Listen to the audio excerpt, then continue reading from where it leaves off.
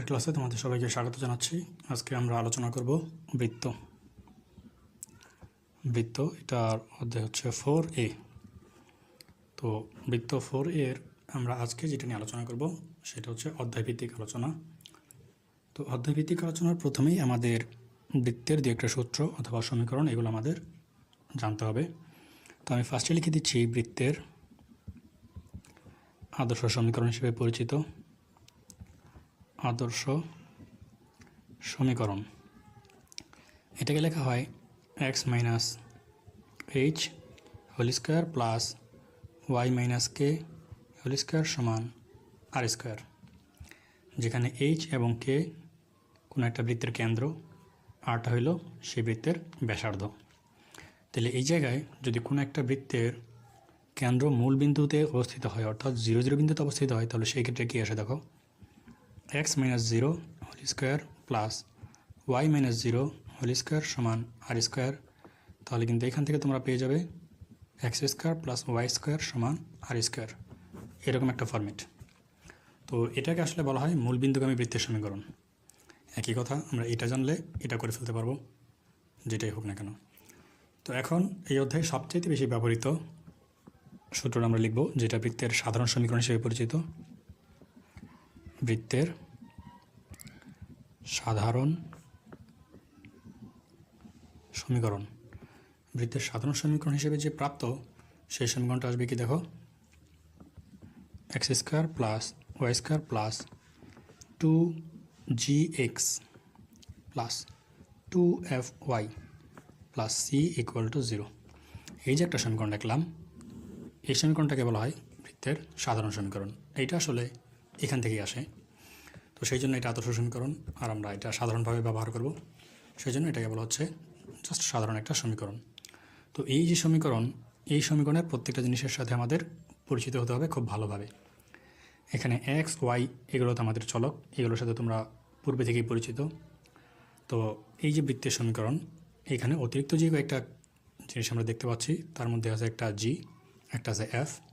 C তো constant, আমরা আগে সরলরেখার সমীকরণ ও সি এর সাথে পরিচিত ছিলাম, এখানেও সেটা সেরকমই কনস্ট্যান্ট ভ্যালু। তো এইখানে যে আমাদের জি এবং এফ আছে, এই জি এবং এফের পরিচয় এখানে কেন্দ্র হিসেবে। তবে কেন্দ্রকে আমরা এখানে এই যে সমীকরণ, এটাকে আমরা সাপোজ 1 নং সমীকরণ দিয়ে রাখলাম। তাহলে আমরা লিখব 1 নংয়ের কেন্দ্র, অর্থাৎ প্রদত্ত বৃত্তের কেন্দ্র আসবে কি মাইনাস জি মাইনাস এফ। তাহলে একটু খেয়াল করে দেখো, এখানে আমাদের আছে প্লাস 2gx। এটাকে যদি আমরা মাইনাস জি বানাইতে চাই তাহলে কি করতে হবে, জাস্ট -2 দ্বারা ভাগ করে দিতে হবে। অর্থাৎ এক্সের যে সহগগুলো থাকবে তাকে যদি আমরা -2 দ্বারা ভাগ করে দিই, তাহলে যে মানটা পাবো সেটা হবে আমাদের কেন্দ্রের মান, কেন্দ্রের এক্সের মান, এক্সের স্থানাঙ্ক। সিমিলারভাবে ওয়াইয়ের সাথে যে সহগটা থাকবে সেটাকে যদি -2 দ্বারা ভাগ করে দিই, তাহলে আমরা যে মানটা পাবো সেটা পাবো কেন্দ্রের ওয়াইয়ের স্থানাঙ্ক। তাহলে এই যে স্থানাঙ্কগুলো পাবো সেগুলো আমরা এখানে বসাই দিলেই, অর্থাৎ -g -f-এর মান এখানে বসাই দিলেই আমরা বৃত্তের কেন্দ্রটা পেয়ে যাব। আর এই যে সি, এই সিটা হলো এই প্রদত্ত বৃত্তের একটা কনস্ট্যান্ট ভ্যালু। এখানে একটা বিষয় লক্ষ্য করো যে আমাদের কিন্তু সরলরেখাতে ছিল ax plus by plus c, এরকম ফরম্যাটের একটা সমীকরণ।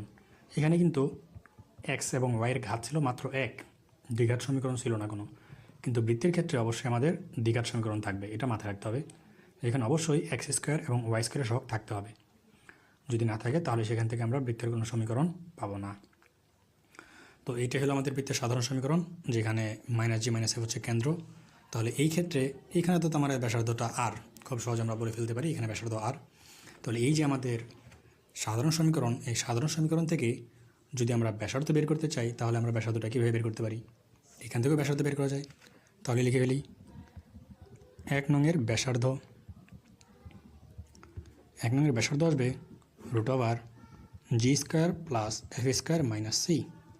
তোমরা যদি এই ফর্মেটে কোনো একটা ভ্যালু বের করে ফেলতে পারো, তাহলে সেটাই হয়ে যাবে প্রদত্ত বৃত্তের ব্যাসার্ধ।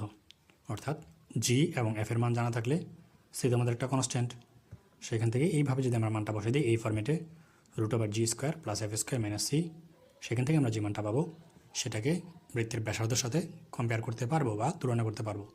এটাই হবে আমাদের বৃত্তের ব্যাসার্ধ। তো এখানে আমরা ম্যাথমেটিক্যাল সমস্যার সমাধান করতে যাই কিছু ডিসিশন নিয়ে থাকি। সেই ডিসিশনগুলোর মধ্যে অন্যতম কয়েকটা ডিসিশন আমরা এখন জেনে নিচ্ছি। বৃত্তটি আমরা অবশ্যই 1 নং নিয়ে আলোচনা করতে চেয়েছি, এই সমীকরণটা নিয়েই আমাদের যে সাধারণ সমীকরণ সকল আলোচনা এটা নিয়ে হবে।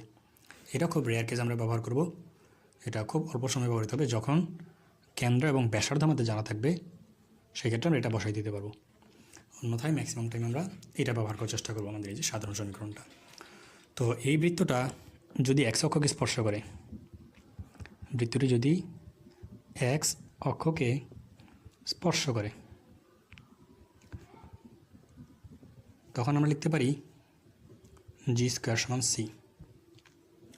যদি বৃত্তটা ওয়াই অক্ষকে স্পর্শ করে, তখন আমরা লিখতে পারি এফ স্কোয়ার সমান সি। বৃত্তটা যদি উভয় অক্ষকে ছেদ করে, এক্স অক্ষ এবং উভয় অক্ষ দুইটাকে যদি স্পর্শ করে, তাহলে সেই ক্ষেত্রে আমরা লিখতে পারি জি স্কোয়ার সমান এফ স্কোয়ার সমান সি। এই ডিসিশনগুলো কিন্তু আমাদের অনেক কাজে দেবে। আমরা ম্যাথমেটিক্যালি যখন এগুলো সমাধান করতে যাব বা আলোচনা করতে যাব, তখন এই জিনিসগুলো আমাদের অনেক গুরুত্বপূর্ণ ভূমিকা পালন করবে। খুবই ইফেক্টিভ জিনিস, এগুলো কাজে লাগবে অনেক। আর এই যে বৃত্তটা দেখো, এই বৃত্তে যদি কখনো মূলবিন্দুগামী হয়ে থাকে, সেক্ষেত্রে তার সি এর মান অর্থাৎ কনস্ট্যান্টের মান 0 হবে। বৃত্তটা মূলবিন্দুগামী হলে সি এর মান 0। কী বললাম? বৃত্তটি মূলবিন্দুগামী হলে সি ইকুয়াল টু 0। আমাদের সরলরেখার সমীকরণ যেরকম ছিল, কোনো একটা সরলরেখা মূলবিন্দু দিয়ে গেলে তার কনস্ট্যান্ট 0 হয়ে যেত, এখানেও সেম, বৃত্ত মূলবিন্দু দিয়ে গেলে তার সি এর মান 0 হয়ে যাবে। তাহলে এটা তো হলো এই যে আমাদের বৃত্ত, এটা মূলবিন্দু দিয়ে গেছে, এই বিন্দুটা হলো আমাদের 0 0। যদি বৃত্তের কেন্দ্রটাই মূলবিন্দু হয়ে যায় 0 0, তাহলে সেই ক্ষেত্রে কী হতে পারে? তাহলে সেই ডিসিশনটা আমরা নিয়ে নিই। দেখো 0 0 হলে এখানে আমরা কিন্তু যদি 0 0 বসাই, আমাদের জি এর মান এবং এফ এর মান দুটোই কী হয়ে যাবে? 0 0 কিন্তু হয়ে যাবে। তাহলে এখান থেকে আমরা যে জিনিসটা জানবো সেটা হচ্ছে বৃত্ত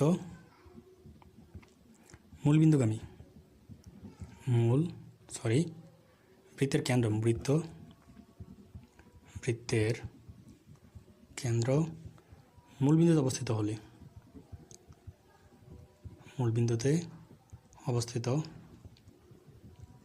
তাহলে সেক্ষেত্রে মাইনাস জি মাইনাস এফ এটা কিন্তু হয়ে যাবে আমাদের 0 0, অর্থাৎ এখানে জি এবং এফ এর মান 0 0। তো এই জি এবং এফ এর মান যদি আমরা এখানে 0 0 বসাই, তাহলে আমাদের এক্স এবং ওয়াইয়ের কোনো সহগ পাওয়া যাবে না। সেক্ষেত্রে just x square plus y square সমান সি, এরকম একটা কনস্ট্যান্ট হিসেবে আমরা মানটা পেয়ে যাব। এটা একটু মাথায় রাখবা। এখন চলে আসে আরও দুটো ডিসিশনে, যে বৃত্তের কেন্দ্র 0 0 না, তবে বৃত্তটা এক্স অক্ষের উপর অবস্থিত। বৃত্তের কেন্দ্র এক্স অক্ষের উপর অবস্থিত, তাহলে সেই ক্ষেত্রে কী হচ্ছে দেখো, এই যে আমরা এই সমীকরণের সাথে একটু কম্পেয়ার করার জন্য এখানে নিয়ে আসলাম। এই যে সাপোজ এটা হলো আমাদের বৃত্তের কেন্দ্র, তাহলে এটা হলো আমাদের এক্স অক্ষের উপর অবস্থিত, এটা কিন্তু বলে দিলাম।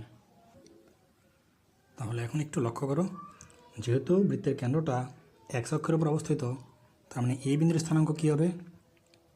x 0, কারণ আমরা কিন্তু জানি যে এখানে ওয়াইয়ের মান অবশ্যই 0, আর আমাদের কেন্দ্রের স্থানাঙ্ক ছিল মাইনাস জি মাইনাস এফ। তার মানে এখানে কিন্তু ওয়াইয়ের স্থানাঙ্ক আমাদের 0 হয়ে যাচ্ছে, মাইনাস এফের মান কী হয়ে যাচ্ছে? 0 হয়ে যাচ্ছে। অর্থাৎ আমাদের ডিসিশনটা আসবে এরকম, যে বৃত্তের কেন্দ্র এক্স অক্ষের উপর অবস্থিত হলে এফ সমান 0, বা এফ সমান 0 হলে বৃত্তের কেন্দ্র এক্স অক্ষের উপর অবস্থিত। একইভাবে আমরা বিপরীত ডিসিশনটা নিতে পারি, বৃত্তের কেন্দ্র ওয়াই অক্ষের উপর অবস্থিত হলে জি সমান 0, বা জি সমান 0 হলে বৃত্তের কেন্দ্রটা ওয়াই অক্ষের উপর অবস্থিত। আর ফাইনালি আমাদের আর দুটো ডিসিশন লাগে, সেটা হচ্ছে এক্স অক্ষের খণ্ডিত অংশ। এক্স অক্ষের খণ্ডিত অংশ বলতে আসলে কী বোঝাচ্ছি? দেখো এই যে এটা হলো আমাদের একটা বৃত্ত, সাপোজ এটা হলো আমাদের একটা বৃত্ত, এটা হলো আমাদের ওয়াই অক্ষ, এটা হলো আমাদের এক্স অক্ষ।